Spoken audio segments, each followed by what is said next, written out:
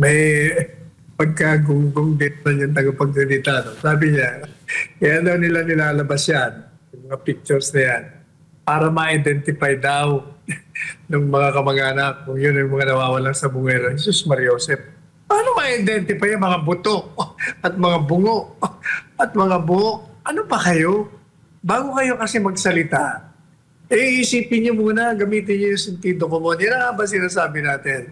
Nauna kasi yung mga publisidad niyo.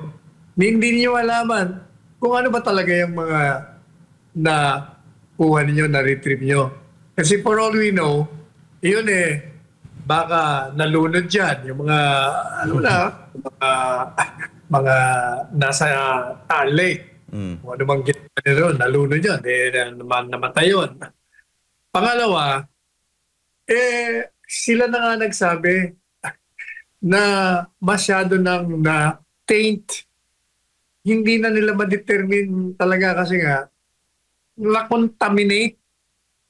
Kung na-contaminate na yan, kahit sino pang pinakamagaling na DNA testing authorities mo dyan or center, wala rin magagawa. Contaminated na nga ako Paano? Yan ang sinasabi natin. Masyado kayong mahilig sa publisidad. Pag nandiyan ang camera at mga reporters, nako, hat-nahat kayong magsasalita. Para din yung mga yung mga hindi naman abogado, kung magbasa ng kanilang mga paliwanag, akala mo sila yung mga gumawa ng mga speeches. Ako alam, binabasa lang naman. Hindi man lang ma-credit yung kanilang mga abogado na silang gumawa nun. At natuto lang sila kasi pinag-aralan nila. Pero kung makaasa, akala mo, ang gagaling. Nakakatawa talaga itong mga ito. Para mga komiko komedyante.